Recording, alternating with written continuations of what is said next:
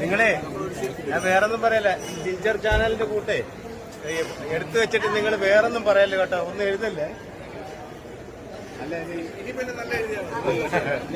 അല്ല ഇനി കരഞ്ഞു